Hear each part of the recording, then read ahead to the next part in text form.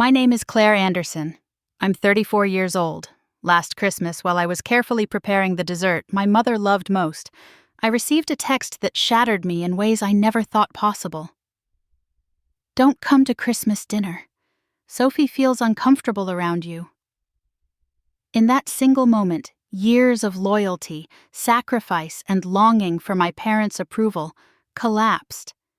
That message wasn't about one holiday. It was the beginning of my quiet erasure, the proof that I could be replaced in my own family by someone who had only just arrived. If you haven't subscribed to the channel yet, don't forget to hit subscribe, smash like button, and tell us in the comments where you're tuning in from. Outside snow flurries danced under the glow of the street lamp. New York in December had that magical mix of chaos and stillness, horns blaring a few blocks away. But here in my apartment, only the hum of the oven and the steady beat of my own anticipation filled the air. I stepped back to admire the dessert, dusted a light layer of cocoa on top, and allowed myself a small smile. For a moment, I felt like a little girl again, clutching something homemade, desperate for approval. Maybe tonight would be different. Maybe tonight Mom and Dad would see me not as the one who always chose career over family, but simply as their daughter who wanted to share Christmas dinner. Then my phone buzzed. I wiped my hands on a towel and picked it up, expecting a cheerful message about when to arrive or whether Dad wanted me to bring wine. Instead, the words glowed against the screen, cold and sharp. Claire, don't come to Christmas dinner. Sophie feels uncomfortable around you. I blinked, certain I had misread it. My chest tightened as I reread the message once, twice, 3 times. Each time the meaning sank deeper. My mother had written it. My mother had told me not to come. I sat down at the kitchen counter, phone clutched in my hand, the warmth of the oven suddenly oppressive. This had to be a mistake. Maybe she meant something else. Maybe she had typed too quickly. My fingers trembled as I hit call. She answered on the second ring. Claire. Her voice was calm, almost distracted, like she was already busy at the house. Mom, I said, trying to keep my voice steady. What do you mean, don't come? I made dessert. I thought dinner was at 7. There was a pause, the kind of pause where you can hear someone deciding how much truth to tell. Finally, she sighed. Honey, Sophie doesn't feel comfortable when you're around. She says you make her feel judged, and we just want to keep the peace tonight. It's Christmas, Claire. Don't make it harder than it needs to be. Judged. The words stung. I hardly know her, I protested. We've had dinner together twice, once at Ryan's birthday and once at brunch. I was polite. I asked about her work. I even followed her Instagram. How could I have made her uncomfortable? Mom's tone sharpened. It's not just what you say, Claire. It's how you look at her. And all the talk about your projects, your promotions, not everyone needs to hear about how successful you are. Sophie comes from a different world. Try to understand. I felt heat rising in my face. So because I talk about my job when she asks, I'm the problem. She's known Ryan for 3 months, and I've been your daughter for 34 years. Why does her comfort matter more than mine? Don't take that tone with me, Mom snapped. Ryan is serious about Sophie, and she's going to be family. It's important that we make her feel welcome. And I'm not family anymore. My voice cracked, despite myself. Silence. Then a clipped reply. Claire, please, we'll catch up another time. Tonight isn't about you. The line went dead. I lowered the phone slowly, my hand shaking. The apartment felt too quiet, too bright. My gaze fell on the tiramisu, its cocoa-dusted top flawless, sitting proudly on the counter as if it hadn't just been stripped of its purpose. I pressed both palms against the edge of the counter, the cool stone biting into my skin, grounding me as my chest heaved. For years I'd fought for recognition in this family. For years I'd told myself that if I worked harder, achieved more, they would finally see me. And yet one text, one flimsy excuse, and I was out. Just like that. I picked up the glass dish, its weight heavy in my hands. The smell of espresso rose up rich and bittersweet, my mother's favorite. I imagined her spooning it onto a plate tonight, laughing with Sophie, with Ryan, maybe even calling Sophie the daughter I never had.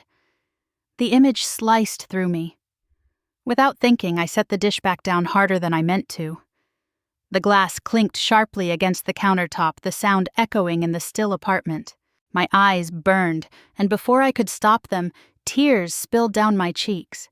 I pressed the heels of my hands into my eyes, trying to steady myself, but the truth had already landed. This wasn't just one dinner. It wasn't one holiday. It was a beginning. The start of something calculated, systematic.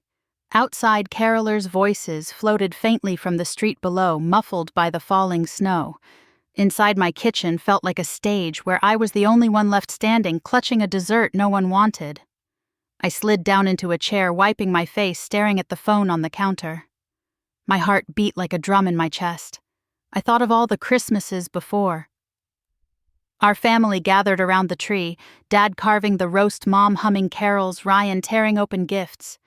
Those memories felt like they belonged to someone else now. I whispered aloud, though no one was there to hear me. It's never just one dinner. The tiramisu sat in silence, perfect and useless as the snow kept falling outside. I used to think back to Christmas 1998, the year I was 9, when the house in Connecticut smelled of roasted turkey and cinnamon candles, and my father clinked his glass to get everyone's attention.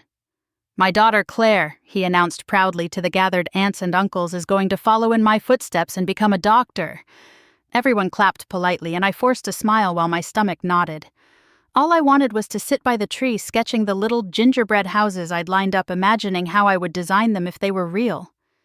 But no one asked about that. It was always medicine, always about carrying on the Anderson legacy. From as early as I could remember, my future had been written for me. Dad, the respected cardiologist, Mom, the head nurse. They loved to parade me around as our future doctor. Whenever I so much as picked up a pencil to draw, Dad would shake his head, saying, "Such talent, wasted on doodles." By the time I applied to Columbia's architecture program, I already knew I was disappointing them. I can still hear Dad's voice the day I told him. Architecture. You're destroying your intellect. You could save lives.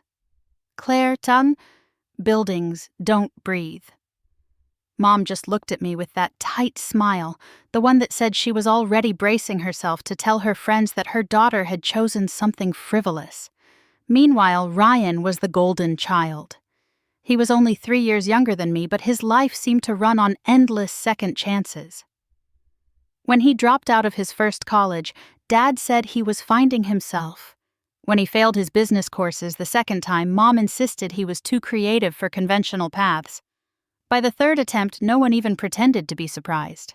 Ryan just packed his bags and moved back into the guest house where he still lives rent-free, gaming until noon, and making vague promises about starting a podcast. I left home at 22, lugging boxes into a shoebox apartment in Brooklyn, juggling 2 part-time jobs just to cover rent. I remember sitting on the floor surrounded by unpacked dishes and textbooks, feeling proud that I was finally doing it on my own. I asked Dad once for $3,000 to buy essential design software, something every architecture student needed. He looked at me over his glasses and said, "Figure it out yourself. It'll build character." That phrase stuck with me. Build character. As if independence wasn't something I'd been forced to learn since I was old enough to stand up to them. What stung more was the double standard. Ryan never had to build character. He crashed cars, flunked classes, maxed out credit cards, and every time my parents swooped in, they paid off his debts, bought him new gadgets, even renovated the guest house so he could have his own space to focus. The hypocrisy hit hardest during the holidays. I remember last Christmas vividly. The living room was glittering with lights, the tree overloaded with ornaments Mom had collected over decades. Everyone gathered as Dad wheeled in a massive red-bowed surprise in the driveway. Ryan beamed like a child as he peeled back the wrapping to reveal a brand-new Tesla Model Y, shiny and spotless, with a big silver ribbon across the hood. My parents clapped, congratulated him, told him this would be the start of something new, that he'd finally have the independence to drive to interviews, to really find his path. $65,000 wrapped in a bow. And me. They handed me a small, neatly wrapped box. I smiled as I peeled away the paper, telling myself not to expect much. Inside was a wool scarf, plain gray, clearly on sale. "We thought this would be nice for your walk to the office," Mom said. I thanked them, draped it around my neck, and laughed when Ryan joked it made me look like a college professor. But inside my heart twisted. That moment crystallized everything I already knew my worth to them had never been about effort or achievement. I could design skyscrapers, win awards, climb to the top of my firm, and it would never outweigh Ryan's simple existence, his potential, his possibility. I often wonder if that's why I push so hard in my career. Somewhere deep down, I've been chasing their approval, hoping that if I built enough, achieved enough, they'd finally look at me with the same pride they reserve for Ryan's failures. Now, sitting here years later with that Christmas message still glowing on my phone, I could see the pattern stretching back across decades. The message wasn't sudden. It was the logical conclusion of years of favoritism, years of telling me to shrink so Ryan could shine. I closed my eyes, and the sound of my father's toast from 1998 echoed in my ears. "She's going to be a doctor." He had been wrong about that, but he'd been right about one thing. That moment shaped my life. Only not in the way he thought. The scarf from last Christmas still hung in my closet, forgotten under heavier coats. Ryan still drove his Tesla through town like a trophy he didn't earn. And I was still here trying to reconcile the daughter I had been with the woman I had become. I wiped my face with the corner of my sleeve and stared again at the tiramisu on the counter. Suddenly, it didn't just represent tonight. It represented years of being overlooked, minimized, and dismissed. I didn't know it yet, but this Christmas was just another chapter in a long story of being excluded, one that was far from over. Ryan first brought Sophie to Sunday brunch at my parents' house, one of those casual family gatherings where the smell of pancakes and bacon filled the kitchen, and Mom hummed along to the radio. I walked in with a bottle of wine expecting the usual eye rolls about how I worked too much, and instead found a stranger at the table. She was perched right next to Dad, laughing like she'd been part of the family for years. "Claire, this is Sophie," Ryan announced, puffing out his chest. "My girlfriend." Sophie stood smoothing down her cream-colored dress. Clearly designer, the kind of thing that cost more than my rent. She smiled wide, showing off perfectly whitened teeth. "Hi," she said, leaning in to hug me before I could react. "It's so good to finally meet Ryan's sister." "Nice to meet you too." I managed setting the wine on the counter. Within minutes, she was calling my father Dad and my mother Mom, snapping selfies with them at the table. By dessert, she'd already posted to Instagram a filtered photo of her with my parents under the caption, #FamilyGoals. I scrolled past it later that night, staring at the glowing screen in disbelief. I'd never once been called #FamilyGoals. My promotions, my long nights in the office, my accomplishments. They barely got a nod.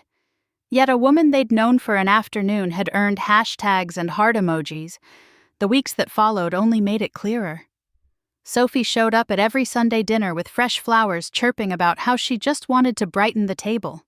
Mom gushed over the bouquets as though no one had ever thought to bring her flowers before. Dad sat back with that proud smile, nodding at Ryan as if he'd finally brought home salvation. "She's sweet," Mom told me one night over the phone, her voice warm in a way it never was when she spoke about me. "And family-oriented. Not everyone chooses work over family, you know." The jab was obvious. I bit my tongue and said nothing. I tried to make an effort. I followed Sophie on Instagram, liked her endless selfies, even left a comment once about her dress. "So chic," I wrote. She responded with a heart emoji, but the next time we met she barely looked at me. Her eyes darted to my parents, her smile widening only for them. It was as if I didn't exist. One evening in early December, I stopped by my parents' house after work. The air smelled like pine, the Christmas tree already up in the living room. I dropped my coat by the door, eager for a small dose of nostalgia, only to freeze when I saw the walls. The framed photo of me in my Columbia cap and gown, the one Mom had once displayed proudly, was gone. In its place was a glossy print of Ryan and Sophie standing by that very tree, their arms wrapped around each other, her smile radiant, his goofy grin making him look 12 again. I blinked, thinking maybe it had been moved. I scanned the shelves. The picture from my first big award ceremony. Gone. The photo of me at the lake house dock with Dad holding up a fish. Gone. Everywhere I looked, it was Ryan and Sophie. At Thanksgiving on the porch by the fireplace, it was like she had retroactively become part of every memory. Mom. I asked, my voice too sharp. She turned from the kitchen, wiping her hands on a towel. Yes, honey, where's my graduation photo? She hesitated just for a second. Oh, we moved some things around. Sophie should feel included when she's here. Included. I stepped closer, heat rising in my chest. So you erased me. Don't be dramatic, Mom said lightly, already turning back to the stove. It's just a picture. You'll always have the memory. It's not just a picture, I snapped. That was my achievement. I worked for that. Ryan wandered in then, Sophie trailing behind him in a soft cashmere sweater. She glanced at me, then at the bare spot on the wall where my photo had been. Her lips curved into a small smile, subtle but unmistakably satisfied. Everything okay? Ryan asked, clueless as ever. Fine, I muttered, grabbing my coat. Sophie tilted her head, her voice syrupy sweet. I hope you don't mind, Claire. Your parents just wanted to make me feel welcome. Isn't that what family's about? I stared at her at the way she slipped her hand into Ryan's, already staking her claim. My parents said nothing, just let her words hang in the air like gospel. I forced a tight smile, but my chest ached. As I walked out into the cold night, the Christmas lights twinkling on the porch behind me, I knew something had shifted. My place in this family had been quietly, efficiently replaced. And Sophie was the one who had taken it. Thanksgiving 2022 was the first time it became undeniable. I had packed a pie in the back seat of my car, ready to make the 2-hour drive to Vermont where my parents had insisted the whole family gather. I was 10 minutes from leaving when my phone buzzed. A text from Mom. Claire, don't come. Sophie's feeling stressed. We don't want tension today. I stared at the words until they blurred the pie cooling on my counter. I'd already bought wine, already taken off work early. My hands shook as I typed back. I'll stay out of her way, I promise. The 3 dots appeared, then disappeared before the final reply came, no Claire. Another time.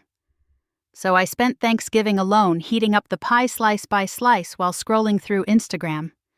Sophie had posted a carousel of photos, her and Ryan at the lake house, Dad carving turkey, Mom's famous stuffing on the table.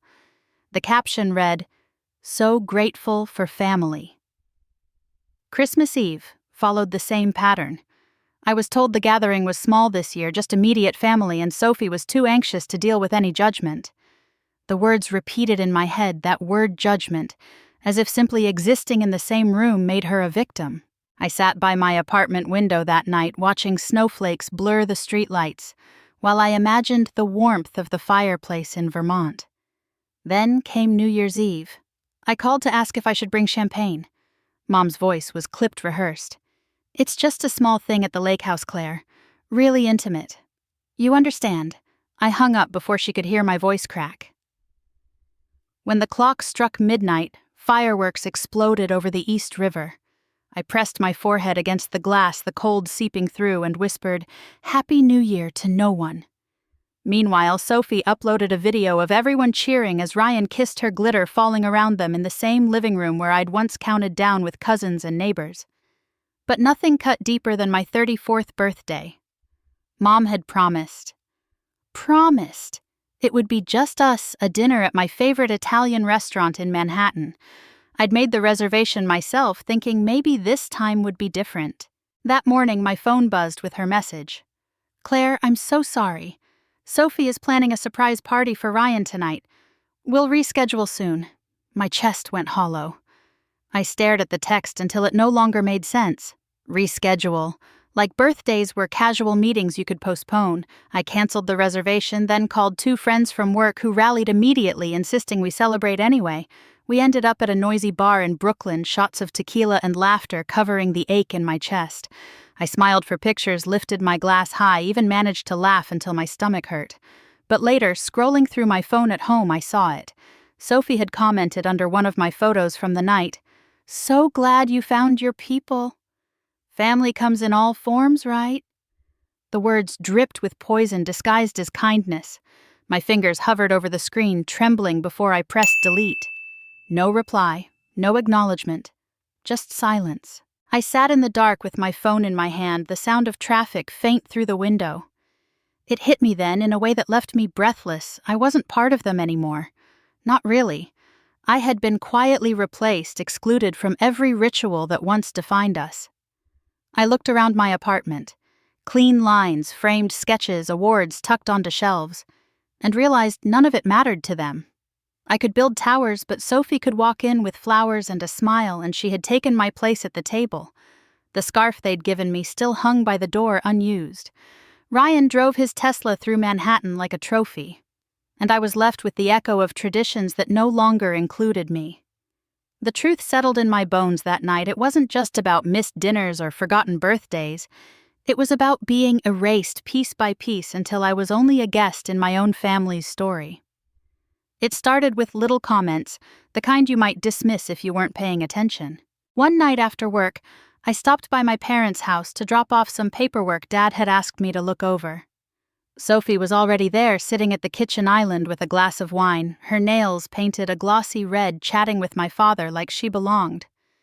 "So tell me more about the trust," she said, twirling the stem of her glass. "I just want to make sure Ryan feels secure. You know, for our future." Dad chuckled, puffed up by the attention. "Don't worry, sweetheart. Everything's in order. Ryan won't ever have to worry." I froze in the doorway. The trust. The very thing I had signed in 2015, the thing that was supposed to guarantee equal treatment for both of us. My chest tightened. But before I could speak, Sophie spotted me. "Oh, Claire, hi," she chirped, her tone sugared. "We were just talking about financial planning. It's so important, don't you think?" My mouth went dry. I muttered something about traffic and handed Dad the papers. He didn't even look at me. His eyes stayed on Sophie, glowing with approval. Another time, Mom let something slip. We were having coffee in the living room. Sophie perched next to her like a favorite daughter. When Mom said casually, "We've been thinking about transferring the Vermont lake house to Ryan early. It'll save on taxes." The mug trembled in my hands. The lake house wasn't just a property. It was where I'd drawn my first serious sketches, where I'd sprawled on the dock with tracing paper and pencils, dreaming of a future in architecture. It was the heart of my childhood summers, the one place I thought still belonged to all of us. I swallowed hard. And what about me? Mom blinked, startled, then glanced at Dad, who answered without hesitation. "Claire, you have a career. You're independent. Ryan needs more help. It makes sense." The words landed like a stone in my gut. Independent. That was their way of saying expendable. I stared at them, my throat burning. Sophie didn't even bother hiding her smirk, tilting her head like a cat watching a trapped mouse. That night I lay awake in my apartment, the city sounds drifting through the window. My mind spun with every slight, every erased photo, every text telling me to stay away. And now the lake house, the one place where I had always felt grounded. I dug through my filing cabinet until I found the folder I hadn't opened in years. Inside was the thick packet from Whitman & Associates, the law firm Dad had hired when we set up the family trust. I remembered the meeting vividly, summer of 2015. All of us seated in a stuffy office, while the lawyer James Whitman explained the clauses. Equal treatment. That phrase stood out in bold. It was meant to protect both Ryan and me, ensuring that assets were distributed fairly no matter what. I had signed my name on the dotted line, not realizing that someday I'd cling to that clause like a lifeline. I ran my fingers over the paper, my pulse racing. For the first time in months, a spark of hope flickered through the gloom. Maybe I wasn't powerless. Maybe all their favoritism, all the dinners and gifts and properties could be challenged. But even as the hope grew, so did the anger. My parents had always made me feel like an outsider, but now it was clear Sophie wasn't just a guest. She was maneuvering herself into the center of everything, even our finances. And they were letting her. I pressed the trust document flat on the table, the legal language staring back at me like a promise. Equal treatment. They couldn't erase me. Not legally. Not if I stood my ground. I leaned back in my chair, the city lights flickering across the window pane. For the first time in weeks, I let myself exhale. The war for my place in this family had already begun, and I finally had a weapon. The morning sun poured through the tall glass windows of our Manhattan office, glinting off the models and renderings scattered across the design studio. I had been running on caffeine and adrenaline for weeks, spearheading a $50 million mixed-use project on the Upper West Side. It was the biggest assignment of my career, and whispers had already reached me that Edward Barnes, our senior partner, was considering me for design director once the deal closed. I lived for moments like this. Late nights sketching revisions, client presentations where I could see eyes widen at my vision. It wasn't just a job. It was proof that every sacrifice I'd made, every holiday alone, every ignored birthday, had amounted to something solid, something no one could take away. Or so I thought. It started innocently enough. I noticed Sophie had connected with several of my colleagues on LinkedIn. At first I brushed it off. Plenty of people networked there. But then came her comments. Under a post the firm shared about our upcoming project, Sophie had written, "So proud of Ryan's family. Such talent runs deep in the Andersons." I stared at the screen, heat rushing to my face. Ryan had nothing to do with my project. Nothing. Yet there she was, attaching his name, worming herself into my professional world the same way she had invaded every family dinner. A week later, I was in the middle of reviewing structural drafts when Edward called me into his office. His tone was calm, but his expression unreadable. "Close the door, Claire." My stomach tightened. He gestured to a piece of paper on his desk. "I received this email yesterday. I thought you should see it." I leaned forward. The words blurred at first, but as I read them, my heart thudded painfully in my chest. "Dear Mr. Barnes, I'm writing out of concern for Claire Anderson. While she's clearly talented, I worry that her inability to balance work and family is beginning to affect her focus. She's estranged from loved ones, which is sad to watch, and I fear it could bleed into her leadership role. Best, Sophie." I could barely breathe. Sophie had crossed a line I hadn't even imagined. Edward cleared his throat. "I don't believe a word of it," he said firmly. "Your work speaks for itself. But this kind of thing. Well, perception matters. People talk. I wanted you to be aware." I sank into the chair opposite him, my face hot. "She's my brother's girlfriend," I muttered. "She's not family. She's not even part of this firm. I have no idea why she would—" Edward raised a hand. "Claire, I'm not judging. I just want you to be careful. Someone is clearly trying to undermine you, and unfortunately optics can be as dangerous as mistakes." I nodded, swallowing the lump in my throat. "Thank you for telling me." He gave me a sympathetic look, then slid the paper toward me. "Keep this. Maybe you'll need it someday." I folded the email carefully, tucking it into my notebook. As I left his office, my pulse still raced, but my anger burned hotter than my fear. Sophie hadn't just inserted herself into my family. She had come for my career. Walking back through the studio, I forced a neutral expression, but my mind was already spiraling. She wanted me erased, not only from my parents' house, not only from birthdays and Christmas dinners, but from every sphere of influence I had built for myself. I sat at my desk, staring at the renderings pinned to my wall, the future skyline I had designed with my own hands. My jaw clenched as I whispered under my breath, "Not here. You won't take this from me." The office buzzed around me. Phones ringing, printers, whirring voices discussing deadlines. But all I could hear was Sophie's voice, saccharine and smug, calling my parents Mom and Dad. It wasn't just favoritism anymore, it was warfare. And now I knew exactly how far she was willing to go. I looked down at the folded email in my notebook, the edges sharp against the paper. For the first time, I realized the evidence was starting to pile up, and I would need every scrap of it. The following Monday, I left the office earlier than usual and headed downtown, the trust documents tucked into my bag. The brass plaque outside Whitman and Associates gleamed under the winter sun, polished and imposing like the firm itself. I'd only been in their offices once before, years ago, when the family trust had been drawn up, but now I pushed through the revolving doors with a knot of urgency in my stomach. James Whitman hadn't changed much since 2015. His hair had gone grayer, but his handshake was still firm, his voice steady. He motioned me into his office lined with shelves of law books and framed degrees. "Claire Anderson," he said warmly, adjusting his glasses. "It's been a long time." "What brings you in?" I pulled the papers from my bag and set them on his desk. "I need to know if this still holds." He flipped through the documents methodically, scanning each page with the precision of someone who had done this thousands of times. Finally, he tapped a paragraph with his pen. "Equal treatment clause," he said. "Yes, it's enforceable. Both heirs, Ryan and yourself, are entitled to equitable treatment.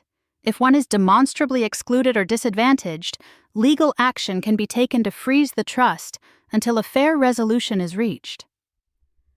I exhaled, tension I hadn't realized I was holding easing for a moment. "What does that mean for me?" He leaned back. "If you can prove a consistent pattern of exclusion, particularly from family benefits or distributions, you have grounds to petition the court. It doesn't dissolve the trust, but it ensures your share can't be quietly diverted elsewhere." I nodded slowly. "And what kind of proof would I need?" "Anything that shows a deliberate pattern," he replied. "Written communication, financial records, photographs, social media posts even. 6 months or more of consistent evidence makes a strong case." I thought of my phone, the string of messages from Mom. "Don't come. Sophie feels uncomfortable." Another time, my stomach clenched. "I have texts," I said quietly. "From March until now. Every holiday, every event. They told me not to come. And there are photos. Sophie posting from dinners, vacations. Pictures of my parents, Ryan and her. Without me." James made a note. "Good. And financials." I swallowed hard. "Last Christmas they gave Ryan a Tesla, $65,000. And I got a scarf. Then there was a $25,000 wire transfer labeled holiday bonus." "I have the bank statement." His brows lifted. "That's significant." I pulled the folded email from my notebook, sliding it across the desk. "And this? Sophie wrote to my boss, trying to sabotage me professionally." He read it carefully, lips pressed into a line. "This demonstrates hostility. It helps establish motive." For the first time in months, I felt like someone was on my side. James closed the file with a decisive snap. "Claire, you have a case. A strong one. But I'll need everything you have. Save those texts. Screenshot every post. Gather receipts. We'll build a timeline. Once we have it, we can act swiftly." I sat straighter.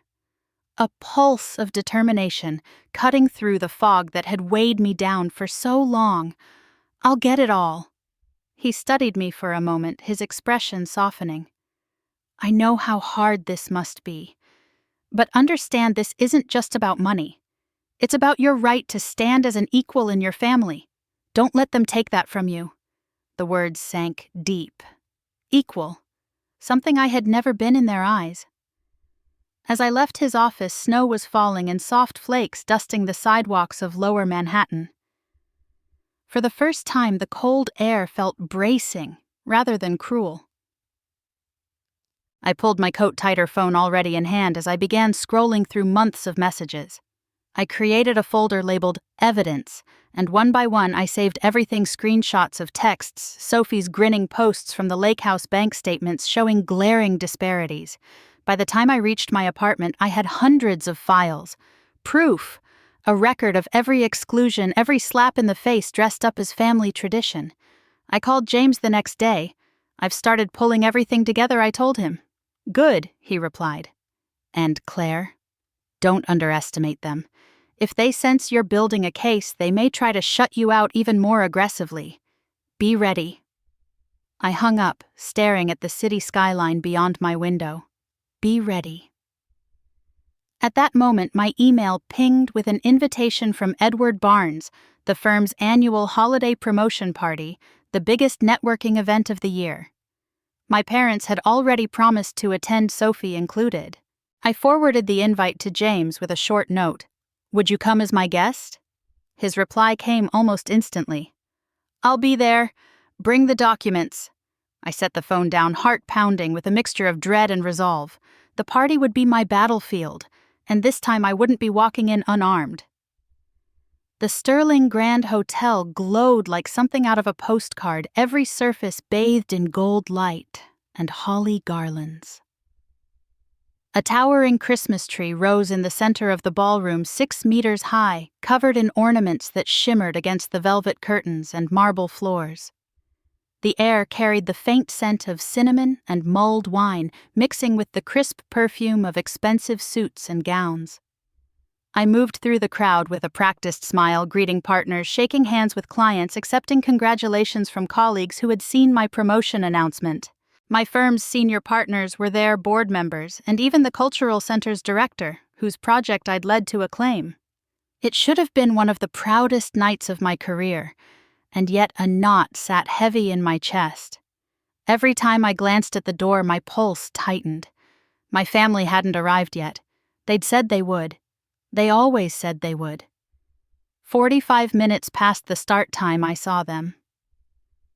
Dad walked in first, wearing golf slacks and a windbreaker, as if he'd come straight from the country club. Mom followed, her arm linked through Sophie's like they were the ones hosting the evening. And Sophie, God.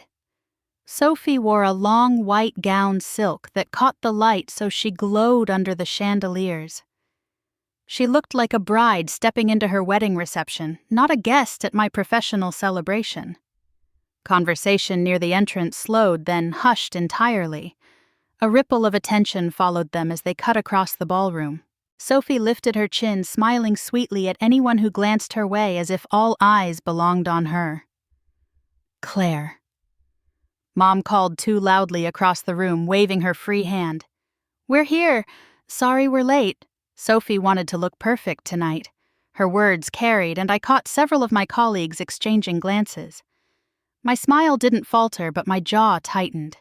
They joined me near the champagne bar where Edward Barnes was chatting with 2 partners from London. Mom tugged Sophie closer, her voice syrupy with pride.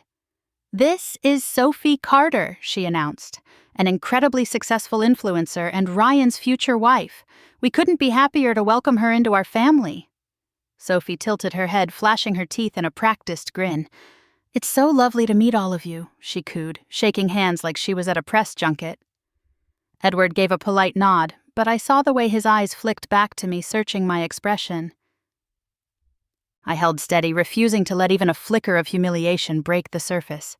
Inside, though, I burned. My promotion party, my colleagues, my night. Yet here was my mother elevating Sophie, a woman with a few thousand Instagram followers, as if she were the true accomplishment in the family. I guided them to a table at the edge of the room. Ryan trailed behind, glued to his phone, barely looking up. Dad gave me a distracted pat on the shoulder before asking where the bar was. They settled in, claiming a corner as if they were attending out of obligation. Meanwhile, I circled the room, introducing clients to one another, answering questions about the Cultural Center project, smiling, until my cheeks ached. I could feel Sophie's eyes on me, her white dress like a beacon pulling attention every time she shifted in her chair. When I returned to my table briefly to check on them, Mom was already leaning toward a senior partner's wife, whispering about Sophie's influence and her thriving online brand. I nearly laughed at the absurdity. Sponsored teeth-whitening posts and discount codes for hair vitamins. Yet she was presented like a mogul. Claire, one of my associates, said, tapping my arm, 10 minutes until your speech. I nodded, excusing myself. Across the room, I caught sight of James Whitman. He had slipped in quietly, seated near the back, his briefcase resting by his chair. He raised his glass slightly in acknowledgement. I felt a small surge of strength. I moved toward the stage area, each step deliberate. The knot in my chest remained, but it was joined by a new current of resolve. Tonight wasn't just about celebrating my career. Tonight was about control, taking it back. I drew a deep breath, steadied my hands, and prepared to face the microphone. The room went silent the moment I reached the small stage, the clinking of glasses and low jazz fading as every pair of eyes turned toward me. The microphone felt cool in my hand, the weight both grounding and terrifying. For a moment, I allowed myself to take in the view. My colleagues scattered at round tables, my mentors at the front, Edward watching me with quiet encouragement. Then I saw her. Sophie rose from her seat, moving deliberately across the room. Her heels clicked against the marble floor, every step slower than necessary, as though she wanted to make sure everyone noticed. She carried a crystal glass of eggnog, its deep red cinnamon-dusted top sloshing precariously. I kept my eyes forward, beginning my speech. This promotion isn't just about a title. It's about years of dedication. Oh, Sophie gasped theatrically, stumbling into my path. The glass tilted liquid, arcing through the air like blood against the white marble floor. Then I stepped back quickly, the red splash staining the tiles where my cream dress had been a second earlier. A collective gasp swept the room. Sophie staggered, catching herself on a chair. Then she straightened, face contorted into practiced pain, and pointed at me. "She pushed me." Her voice cracked, and she held up her hand, a tiny scratch visible where the glass had splintered. Tears welled instantly, too perfectly timed. She shoved me in front of everyone. I hadn't moved closer than 3 feet to her. My mouth opened, but before I spoke, I heard the sound. Phones clicking into recording mode. 3 of my colleagues near the front row already had their cameras raised, capturing everything. The silence broke into murmurs, sharp whispers slicing through the elegant room. Chairs scraped as people shifted, craning for a better view. My father stood abruptly, face red. "Claire, what on earth is wrong with you? I didn't touch her," I said, my voice steady though my heart hammered in my chest. "She's bleeding," my mother cried, rushing forward with a napkin, cradling Sophie's hand as if she were her own child. Sophie's shoulders shook as she let out soft sobs. "She's hated me from the start. She's always tried to push me out of the family." The absurdity nearly stole my words. I clenched the microphone, forcing myself to stay calm. "You walked directly in front of me with a full glass. Everyone saw it." Ryan shot to his feet, fury etched on his face. "Stop blaming her. You just can't stand that someone else gets attention for once." The room erupted, half in disbelief, half in nervous chatter. Several colleagues whispered to each other, their eyes darting between me and the scene unfolding below. Janet, my mentor, rose from her chair. "Claire didn't lay a hand on her," she said firmly. "I was watching." Sophie's sobs grew louder. "She shoved me," she insisted, pointing at me again, her mascara beginning to smudge. "She humiliated me in front of everyone."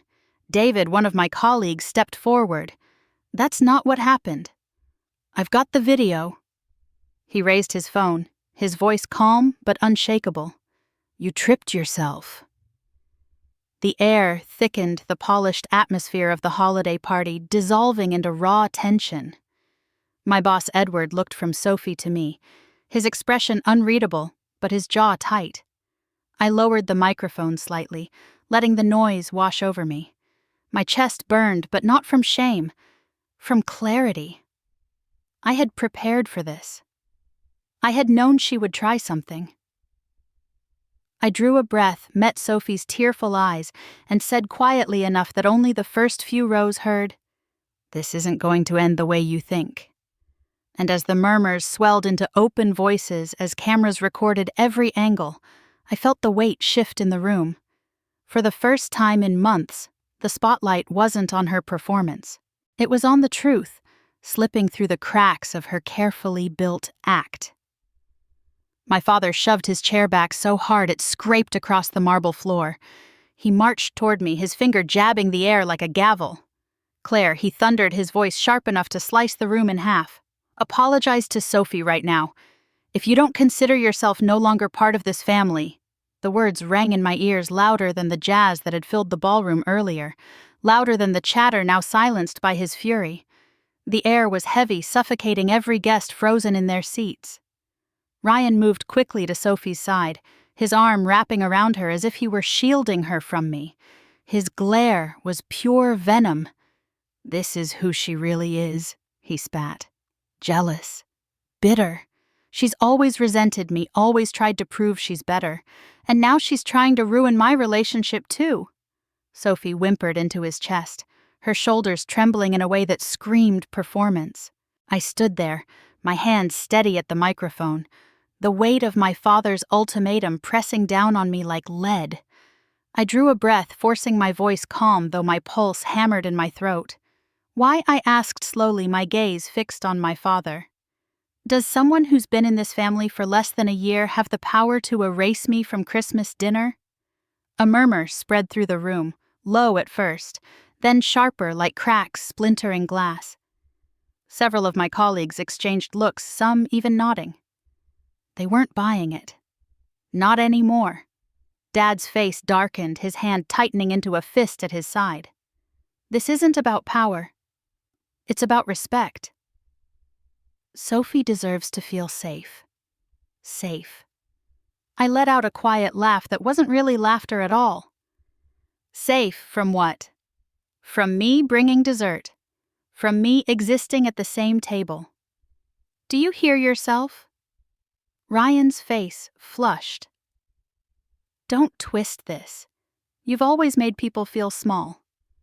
Sophie sees it. Mom and Dad see it.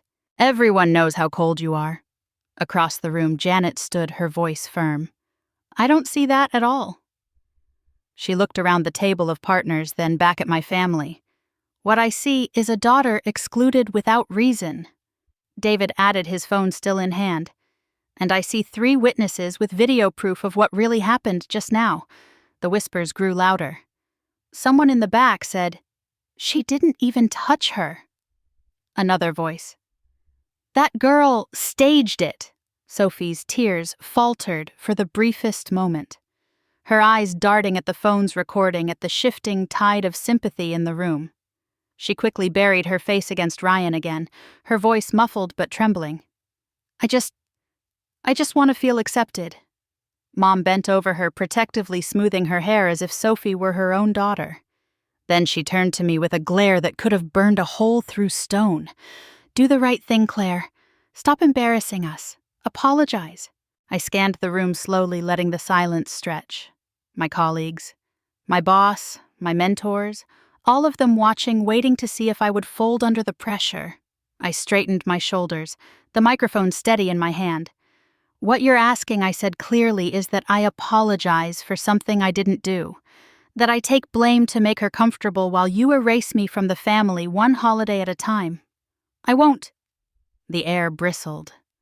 Dad's jaw clenched, his face a mask of controlled rage. Ryan muttered a curse under his breath, pulling Sophie tighter against him. Mom shook her head, disappointment dripping from every movement. But in the corner of my vision, I caught it. The subtle nods from my colleagues, the shift in their expressions. They weren't disgusted with me.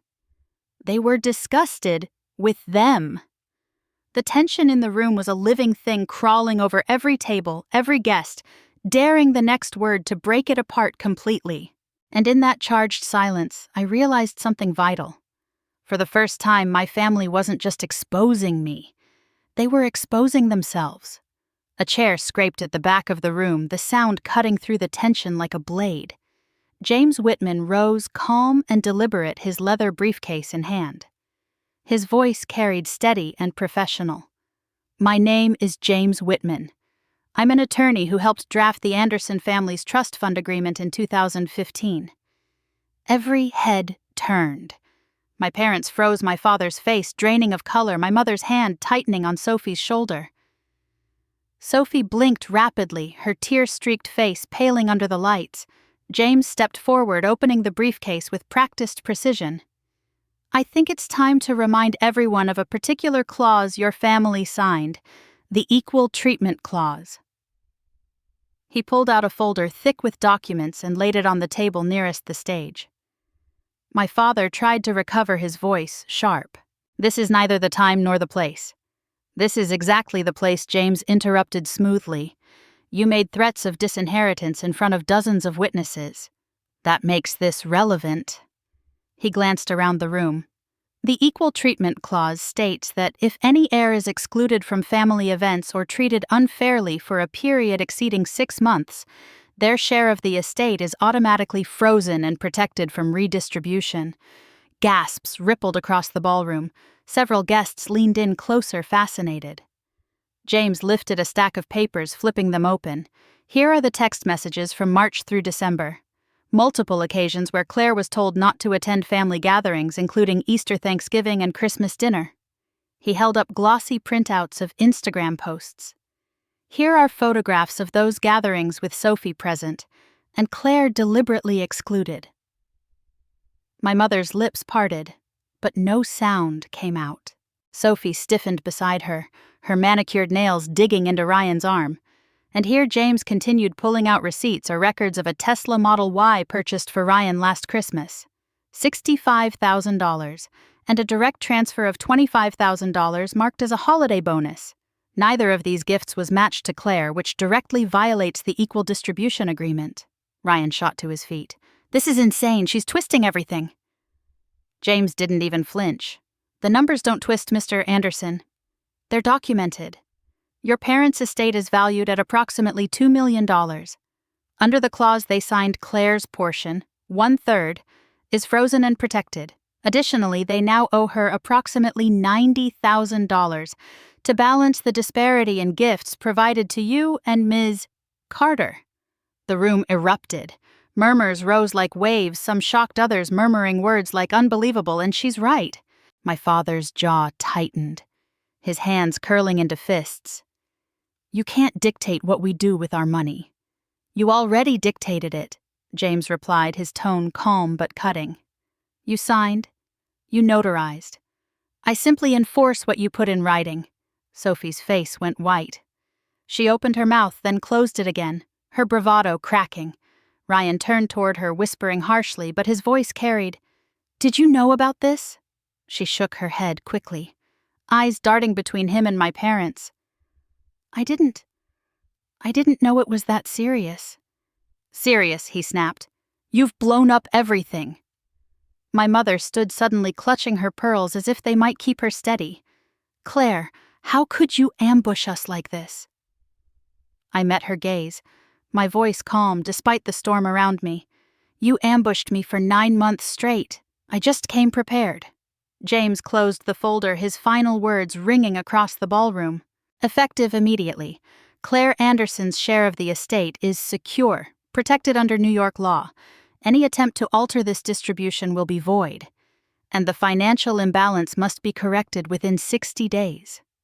Silence followed, thick and heavy. Sophie's lips trembled. Ryan's fists shook. My father's face had turned gray, and my mother looked like the ground had given way beneath her feet. I stood at the microphone, the weight of months of exclusion lifting, if only slightly. For the first time, the truth wasn't mine alone to bear. It was documented. It was undeniable. And it had just been spoken aloud for everyone to hear. The night after the party, Manhattan streets were still glowing with Christmas lights, but I barely noticed them. My phone lit up over and over again with messages from Ryan, each one more desperate than the last. By midnight, he was calling. Against my better judgment, I answered. His voice was broken, slurred with exhaustion. "She left me, Claire." Sophie walked out, packed her things, blocked my number, said I lied about the money, that I misled her. "She's gone." I sat on the edge of my bed, looking out at the snowfall. "She didn't leave because of you, Ryan. She left because she couldn't drain the family anymore. Once she realized the inheritance wasn't hers to manipulate, she had no reason to stay." He started crying, the sound raw. "I need help. Mom and Dad won't even look at me. They blame me for bringing her in. I have nowhere to go." For a moment, I thought about all the nights I'd spent alone while they celebrated without me. Every text that told me not to come. Every time he stood beside Sophie and backed her lies. I swallowed hard. You made choices, Ryan. Choices to defend her, to push me out. Now you live with them. I can't be your safety net. Please, he whispered. No, I said, my voice steady. You need to take responsibility. This is your consequence. I hung up before he could answer and turned my phone face down. The following week, a letter arrived at my apartment in Brooklyn. Not an email, not a text. A letter in my mother's perfect handwriting. Claire, it began. We realize now how blind we were. Sophie played us, but we let her. We wanted so badly to believe she was what Ryan needed that we ignored you. We failed you. Your father is too proud to write, but I see the way he collects every magazine that features your projects. He cries when he sees your name. We don't expect forgiveness, but we hope one day you'll let us try to rebuild. On your terms. I read it twice, folded it carefully, and slid it into a drawer. I wasn't ready to forgive, not yet. Words on paper couldn't erase the months of exclusion, the humiliation the way they had chosen a stranger over me. Trust once shattered didn't return with apologies. It returned with consistent actions over time, and I hadn't seen those yet. In the meantime, the $90,000 owed to me was transferred without delay. I knew exactly what to do with it. Half went into a scholarship for young women pursuing architecture because I knew how hard it had been for me to fight my way into this industry. The other half went into a foundation I created to support people estranged from toxic families. People who had been excluded, erased, or silenced. People like me. Months passed. Work flourished. The promotion that night wasn't stained by drama. If anything, it strengthened my reputation. Clients told me later they admired how I held my ground. Edward promoted me again within the year. My colleagues became my chosen family, celebrating holidays with me in ways my own blood never had. One spring afternoon, I sat with James over coffee. He congratulated me on the foundation, then said something that stuck with me. You did the hardest thing, Claire. You chose yourself when everyone else demanded you choose them. I thought about that for a long moment before answering. Family should want you to choose yourself too. He smiled. That's why we write contracts. To protect people when shit fails. Now, when I look back on that Christmas, I no longer see just the pain. I see the turning point. Sophie thought she was humiliating me, but instead she revealed the truth in front of the only witnesses who mattered. Without her theatrics, maybe the exclusion would have continued for years. Instead, she forced everything into the open, and I realized something vital. Family isn't about blood. It's about respect, and respect is not negotiable. If you've listened to my story this far, you probably understand that feeling. The sting of being pushed aside, the weight of being told you don't belong. Maybe you've faced betrayal, favoritism, or exclusion. I want you to know this. You're not alone, and you deserve respect, especially from those who claim to love you. Share your story with me. Share your story with others. Because sometimes the most powerful thing we can do is show that none of us are truly alone in this fight for dignity.